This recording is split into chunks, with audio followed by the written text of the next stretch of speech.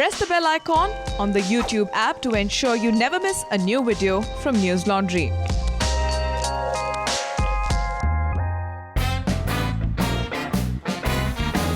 Welcome to News Laundry Interviews. We are here today with Shiv Aroor. For those of you who follow the news, obviously would know who he is. Hi Shiv, welcome to the show. Thanks for having me. Why we are here with Shiv is because he has just released, I was about to say just written, but he obviously wrote it a while ago, Operation Jinnah. If you just plug your book first. It is a thriller, military thriller, set in Kashmir and India and New York and all sorts of places. I've read the full book in case you think I'm one of those who does interviews without reading the book. And we're going to talk about this book of his. So the blurb says a girl is kidnapped in Kashmir, but this is an ordinary girl, Operation Jinnah. And I'll tell you a bit about Shiv. I'll read off what it says here. Shiv Aroor is an editor and anchor at India Today TV and runs a popular defense news site, Live Fist. A journalist for 15 years, he has covered conflict in Kashmir, Sri Lanka and Libya, winning 2 war reporting awards. This is his first novel. Follow him on Twitter. So Shiv, first of all, before I get into the questions, I'll just, for those of you who haven't read the book, without giving away any spoilers, it's a book set in India, Kashmir, North Block, South Block, and it talks about the Kashmir conflict, and it has things like the parliament attack thrown in, and a fictionalized account of how Shiv's Prime Minister, Chief of Naval Staff and all deal with it. And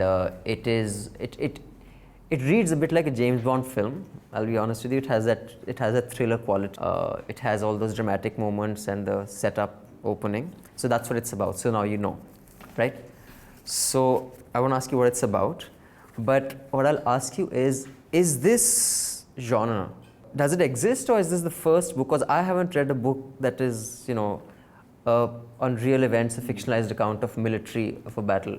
Okay. Yeah, good question. I think there are some books. I haven't read any books in India so far. Yeah, about Wilbur's this kind of with thing. Sydney Sheldon. Yeah, there are. I don't. I'm not aware. I mean, they may exist, but I haven't read any books. Because even I haven't. Set in a realistic setting right. with a fictional plot. I haven't read any so far. Yeah, because the only military literature, so to speak, that I don't even know if they're published anymore. But when I was young, there used to be commando comics that were real accounts which are of fantastic. Abdul Hamid and all those. I read those as commandos. That's right. So are they published anymore? I don't know if they're published anymore, but the collector's I items do know still that they're exist. collector items available. Yeah, I have some myself. So yeah, absolutely. So, but after that, I haven't seen any military books / comics. Yeah, there are a bunch of comics which have just come out. I'm not sure who the publisher is, of modern day warriors and Kargil heroes and stuff. There are some comic books that have been brought out. There is a series of graphic novels which I know are in the works right now of some military heroes. But like you said, realistic setting, fictional accounts, novels. I personally haven't read any. Okay, so now. You obviously have an obsession with military forces, combat, and he obviously knows his weapons and his fighter aircraft and all that really well. I come from a Fauji family. I don't have a clue about the detailing of how many millimeters each gun is and all that. So why are you so obsessed with the forces and the military and combat? It actually really started out as an obsession with fighter aircraft, and a lot of people ask me this: how did I get into defense journalism? People usually assume that I'm a Fauji kid. I'm not. I come from a family that is so far away from the Forge, it's not funny. We have nobody. We've sent nobody to the Forge, and I had a chance to be a political reporter in 2004, and I wanted to cover politics. And at the time, the Indian Express didn't have a defense reporter, so they said, could you try this out for a few weeks, and then we'll maybe make you a political reporter. And once I started covering defense, I knew there was absolutely no looking back. I completely fell in love with the subject. Loved the defense forces, loved the technical aspects of defense, the use of equipment, the people involved in the forces, the impulses that drive them. I've had lucky enough to have a chance to spend time with soldiers in the front line. Okay. in our forward areas. Over the years, I've been doing it for 13 years now. And it's really an amazing, perplexing, bewildering subject. So I find nothing more interesting than it. Okay, so have you, since there is a lot of action in this, there's firing, and each time there's a setup of an incident, each weapon is described in detail, and in fact, it's even drawn out in many cases. The fighter aircrafts are drawn out. This is what it looks like. So you can, visualize what he's talking about. Even the guns, some of the guns are basically sketched out. So going by how obsessed you are with weaponry, do you own a weapon? I don't. Would you like to own one? Would you, let me put it this way, would you have liked the Indian gun laws to be like the US gun laws? Definitely not. I don't glorify weapons. I mean, a lot of people think I do, especially on social media. They think I'm a warmonger and I love weapons. You've said that about me in the past as well. So, but no, I don't glorify weapons. I have a kind of technical interest in equipment, aircraft and weapons. Certainly don't think they should be glorified in terms of the things that they do. It's not like I sit in an armchair and talk about it. I have reported from conflict and war. I've seen these weapons and what they can do. So it's not really that. It's sometimes difficult to explain. So it's a bit of a tricky situation for me. But the thing is, it's really just a technical interest in weaponry, which a lot of people really have. I don't glorify war and the things that these weapons can do. Certainly not. Okay. No, because we shot this series called Jai Hind with Rocky and Mewr, friends of mine, and so each place we went to, we fired those guns and so on. These were big ass guns, which are so. I've seen certain people really get into that feeling of that power that it gives you. Yeah. So I've done that. I mean, I've done that in many places. In Kashmir, I did it in Libya, where that was the biggest gun I fired. We fired these anti-aircraft guns, which is old guns which they strap onto the back of a Toyota pickup truck, which they use against Gaddafi's fighters. Things were so completely wild that they were allowing journalists to take a shot with those weapons. And I think I went deaf for like 2 days because they don't use ear protection and things like that. So it's. Yeah, I mean, I think in the moment when you're given a chance to fire a weapon and stuff, you just go for it. But I think it's more complicated than, just being in love with weapons. I don't think it's quite that. Now, coming to specifics of the book, you have named, their names to the Prime Minister of Pakistan, the National Security Advisor. But there's no name in this case. The Pakistani Prime Minister's name is Nawaz Malik. And the NSA is something Sartaj. So, but you have not named the Indian Prime Minister, you haven't, or the US President. Yes. Any particular reason why they have not been named? As I was writing the two answers. One, as I was writing the book, there was a sense that there were way too many characters that I needed to flesh out completely in the book. In this particular case, it was a little tricky because I had a realistic setting, which was 2611, right? And the facts around 2611 can't be changed. And now the thing about a novel which has at least one big real world event is that the timelines come into play. And we do know that we had a different prime minister then, and we have a different prime minister now. However, that for your plot, it required the same prime minister. It required because the history between Rana and that's the right. prime minister. So I needed to have the same prime minister continue at that point. So I decided to keep him nameless. And the US president at that time, again, it was largely tactical. I was writing this novel at a time when the elections were on. Right. Didn't know who the next president was going to be.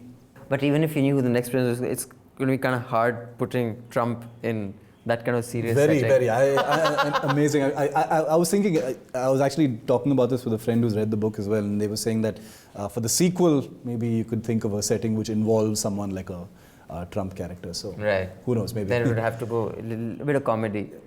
Definitely. That would be farcical, satirical nature, yes. Right.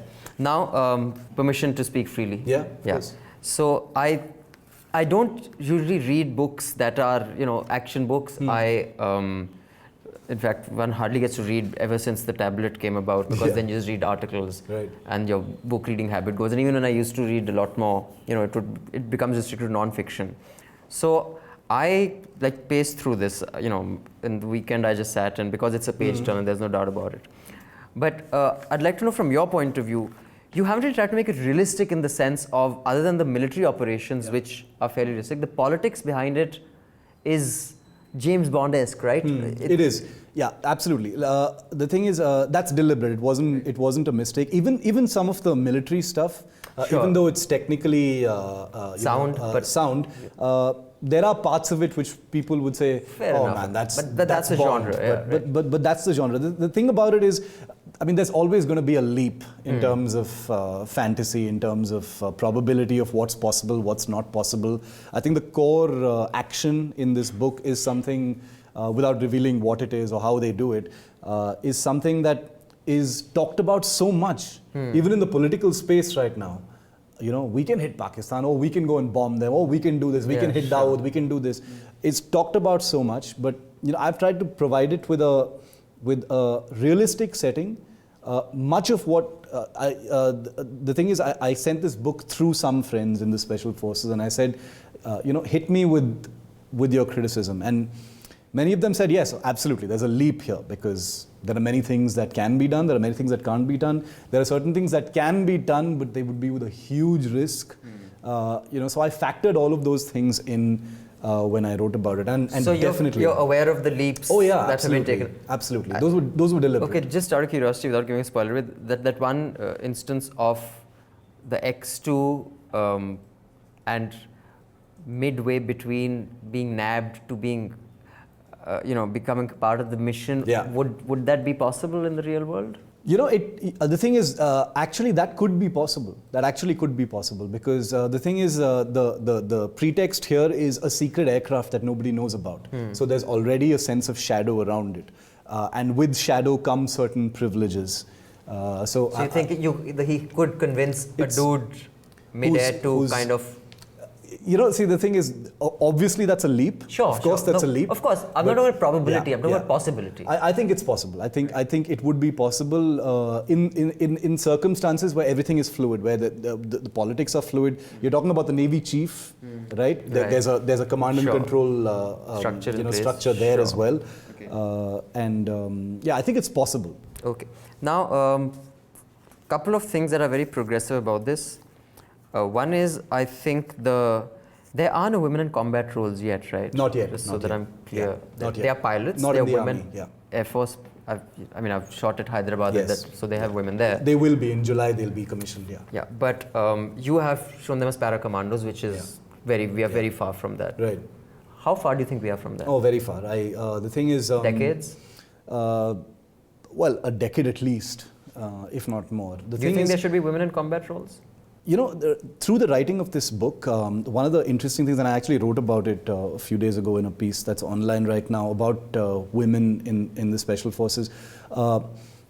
Many of the people I spoke to, even within the Special Forces, they say, you know, don't look at women in combat as a stepping stone to women in the Special Forces. It's not like, you know, अरे यार, first get them into combat role. उसके बाद we'll see about Special Forces. वो तो बहुत दूर की बात है. It's not like that at all. There are people within the system who believe that forget about regular combat, put women into the Special Forces, because they say that in Special Forces it's not just about physical strength, which anybody who passes those tests, and they're very difficult tests, you can't wish them away lightly, can pass, including women, and there's no reason to believe why women won't be able to pass those tests. But a large or a major part of Special Forces operations is survivability, endurance, mental dexterity, mental toughness. And there's no reason women can't. And they say in many ways women will probably be better than men in those respects. So, I mean, out of the crack team of 4 who does, you know, much of the heavy lifting in this book, 2 of them are women. One of them is, you just need to explain that. That's where Chelsea Manning like. Was there any inspiration from Chelsea Manning? There was a bit of an inspiration there. Someone who was a man becomes a woman halfway through her role. Right. Basically after entering service. I see. I was thinking in terms of both Chelsea Manning as well as a story I'd heard from a transgender person I'd met in Bombay several years ago. This was in fact right after 26/11, which I covered. And this was a person who was standing in the crowd right outside the Taj, who was standing among that huge crowd of journalists there. Right. and this was a trans woman.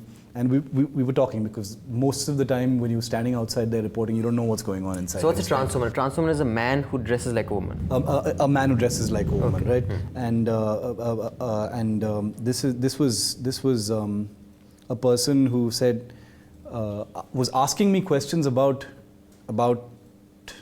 the forge, saying, would someone like me be able to get into the forge? Really? Would someone like me be able to try it out? And I remember having no answers at all, right? And I was also I was awkward in terms of am I saying the right thing in terms of do I really know enough to answer that question? Am I being offensive? I didn't want to feel stupid and stuff, and give out the wrong information to that person. So, but that really stayed with me, and I kept thinking about that for a really long time. So I wish I was in touch with that person. So, but I remember thinking I'd love to tell that story and find out more. And I remember since then I've asked that question many times. It doesn't even have a root. When you ask people in the military about a question like that, there are no answers. They had answers which were very, very small way more advanced than the answers I gave that person. So this is a space that hasn't really been explored in the military of what. I think the world is still coming to terms with the many gender identities. Far away. I think Facebook has some 17, 18 now, but but I think our forms still have 3. Right. Or 2. Most forms just have 2. That's right. The other they've just introduced recently. That's right. Yeah, it's so that was an interesting touch. I thought it was a progressive and fun touch. Now, one complaint I have. Yes. And this is not only just one. one major one. Okay. I'll come to the rest later. Yeah. And this is not just with your book, this is with most popular culture representation. Okay. All your soldiers or the warriors, there is Rana and there's Vikramaditya Singh and there is Saraswati, an obvious Brahmin name. I don't want to sound like transfixed on caste identity, but I think it's important how we represent it. Right. That is a cliche which I thought someone of your generation, your age group, your kind of would overcome. That like I can understand. One of my uncles used to make jokes that Daku always has to be Daku Gabbar Singh, ya Folad Chauhan Rana, or whatever Vikramaditya Singh Sidhodia. You cannot have. अब आए हैं डाकू गौरव Gupta Gupta ji he'll have the shop who sells atta, right? But that will, I was hoping it goes, like you can have Amit Malla as the warrior. All your warriors have these Rajput, Rana type names. Do you think that is a stereotype we should step away from? My answer to that is I totally understand why you think that, and I would understand anybody thinking that as well. But there's a reason why I've chosen those names, which has nothing to do with caste stereotype, because I despise caste stereotypes myself. But and I know exactly what you're talking about. All of the names in this book are actually combinations of names of people I know serving. And are actually serving within the military, within the special forces, across the 3 services, who've had something to do with this book. And I wanted it's a hat tip to them. It's a hat tip that nobody can investigate, because they're all kind of mixed names and nobody can really figure out who those people are. But it's really a kind of a small way to sort of immortalize them in this book. In your experience of having covered the military and spoken to all these people, is there a disproportionately large amount of people of the upper castes or the Kshatriya community that are the armed if we're speaking principally about the army, you've got the officer class and you've got soldiers, and there's a pretty mixed representation across them. But of course there are. You're a Fauji kid, so you know it. There are there are pockets of much higher representation. There are states like Haryana, states like Maharashtra that have a significantly higher representation than certain other places. I think there are many factors that are responsible for that. There are some places which don't really have much representation at all. But overall, I think there are discrepancies as far as representation is concerned, especially in the officer class of But the is that Indian something Army. you'd like to do in your next book, that the protagonist should not be a typical, Singh or a Rana or a Chauhan? I mean, I know why that is probably a concern, because Popular at the end culture of the day, shapes popular culture shapes it. stereotypes. I'm just speaking from my own personal experience. The thing is, like I said, I've always despised these stereotypes and compartmentalizations. There was no impulse in me to send out any kind of political message saying, see, there's this guy also, or this guy also. My sole purpose in naming these characters, like I said, was the people I'd spoken to. Okay. But maybe it's something I could explore going forward, but it wasn't my intention here. Okay. So the second thing is that and I guess, have you written this book keeping in mind it's going to be made into a film? I've had that. It's a bit like a screenplay, right? I've had that question asked to me before. No, I didn't write it thinking about it. It would make as a great film. film, by the way. Any producers watching, it will make a fantastic movie. Because I can't lie when I say that I was thinking of it really, really visually. So in my head, I think that's probably because of maybe partly because I'm a TV journalist, but I was thinking of it in terms of visually, and I was describing it visually. In fact, during the editing process, there were times when editors would get back to me saying, "Okay, that's a little."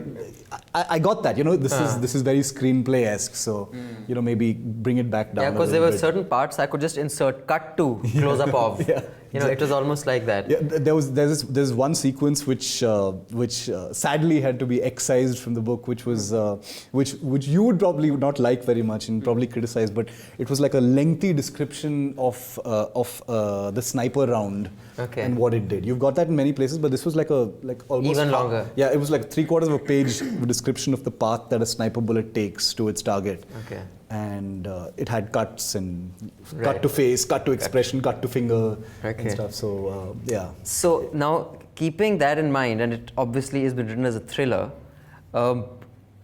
another thing is that, just so people know what to expect without giving away spoilers, there are obviously good guys and bad guys. Yeah. There are no grays. Like the faith of a politician on a Fauji,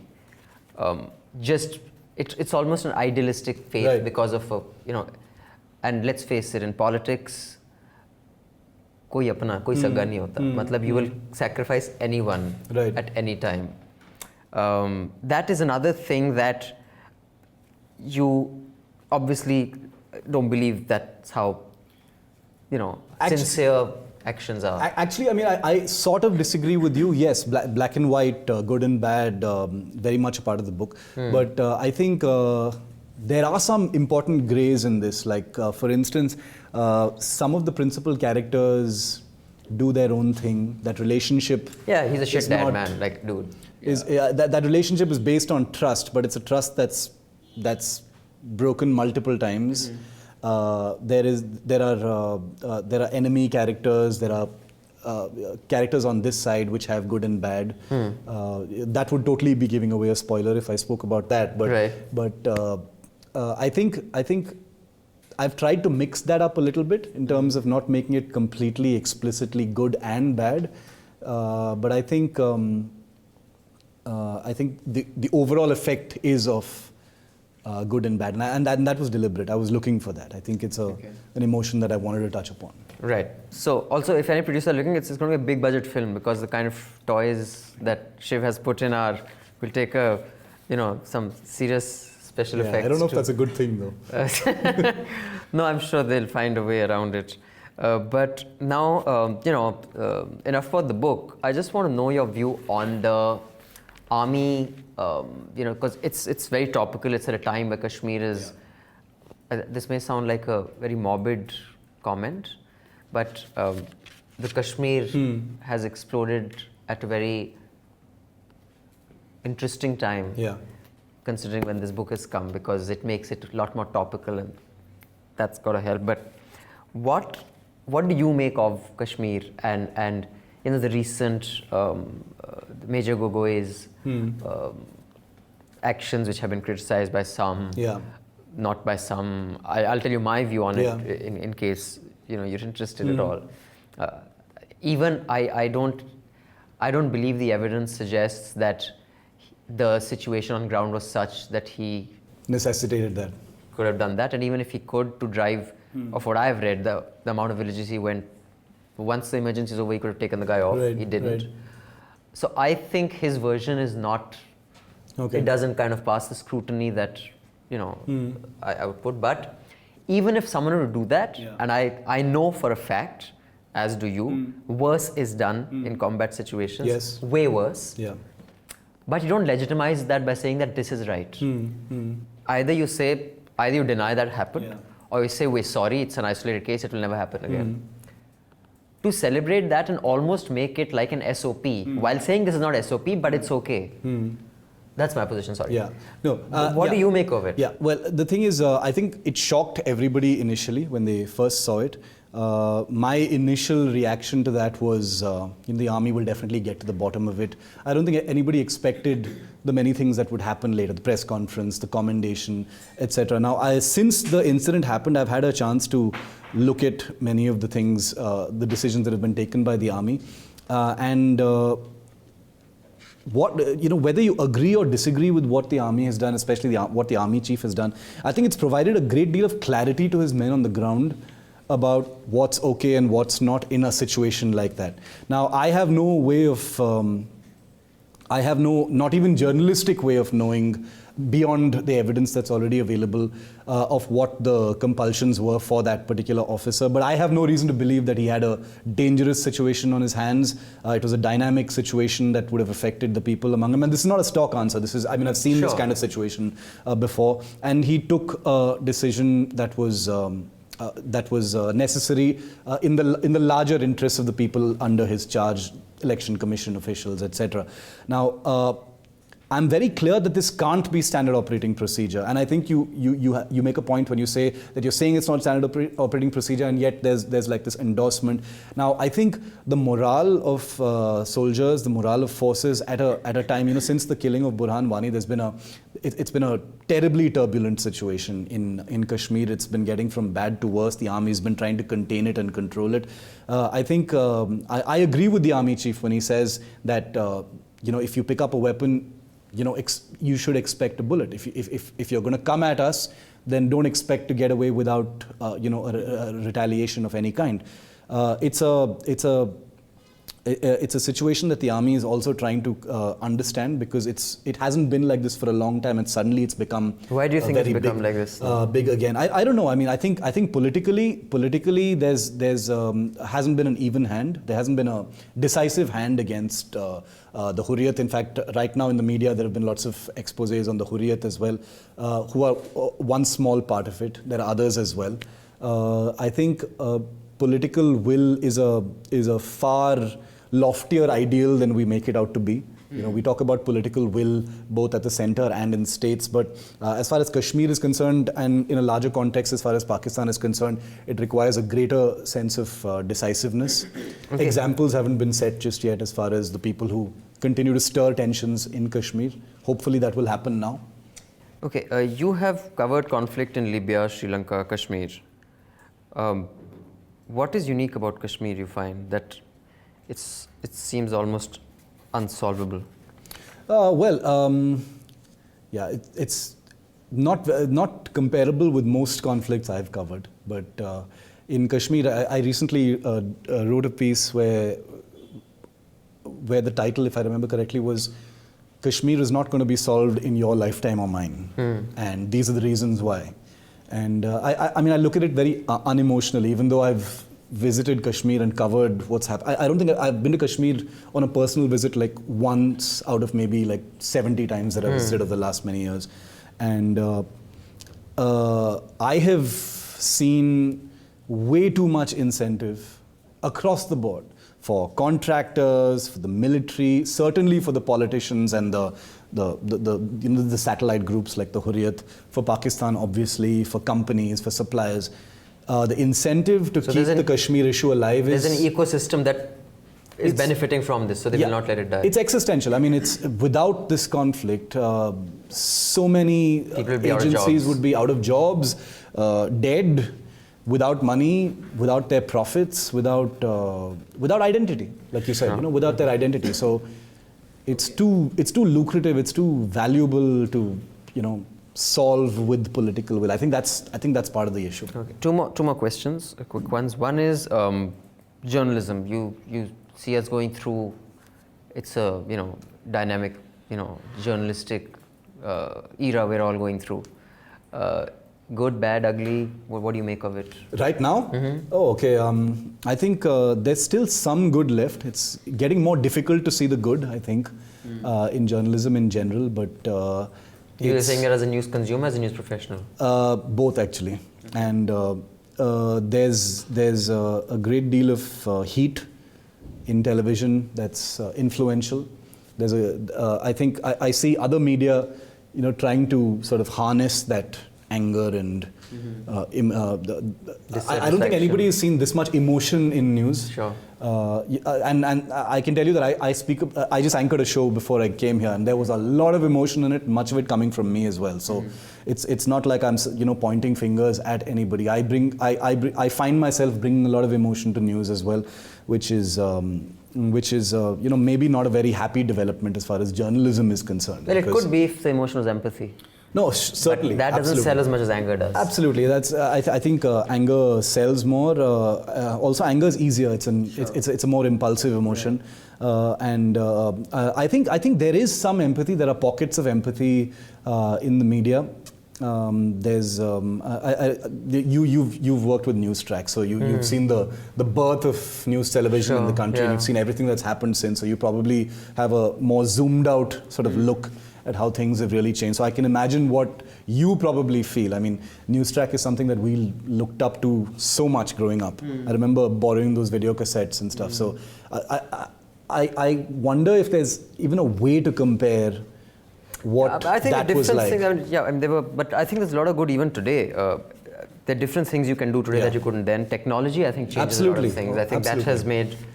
But no, I think even angry journalism, I think has its place and has its uses. I think there is a doggedness about many journalists and channels and newspapers that is required. I mean, you could argue about where it's being used and how it's being used and what the motivations are, etc., etc. But I think that doggedness certainly serves a purpose if it could be employed for more public interest issues, bigger issues. Sure. Though I think that anger is useful. One journalist doing it, I think it's called, it's a Times of India channel, I think something now.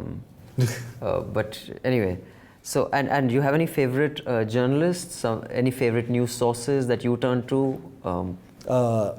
You mean in terms of TV? TV, print, like as a journalist or as a news consumer, do you have a preferred news platform that you turn to, or a journalist who you must read? What they say, you have any? I try and read as much as I can. I don't really have any favorites because, as opposed to what a lot of people think of me,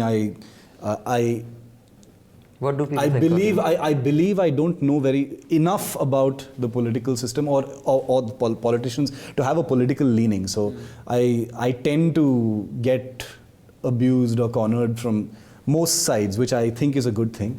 So I have a bit of an innocent approach as far as leanings are concerned. So I try and consume as much as I possibly can. I don't have, I don't think there's anybody I agree with completely or disagree with completely. I'm usually suspicious of journalists or anyone who claims to have a full solution or the end of a story already in their minds. I'm suspicious of people who say, here's how the Kashmir issue can be solved. Get these guys out. I'm suspicious of anyone who offers like a full solution right at the start. Anything absolute. That's probably because I'm not absolute in terms of sense. There are certain things in which I have absolute views on, but as far as this is concerned, no. Okay, so thanks for making the time. Are you working on another book after this? I am working on another book right now. It's non-fiction, and then once that's done, maybe a sequel to Operation Jinnah. All right, so in case you are in that space of the military thrillers, I don't usually read military thrillers, but I did read this in one weekend, and it won't bore you. It's very exciting, even though some of the detailing of the weapons description was I said, okay, let's get out of the scene. But congratulations on your book, and good luck with the journalism. Thank you, Abhinandan. Abhinandan. Thank you. Okay.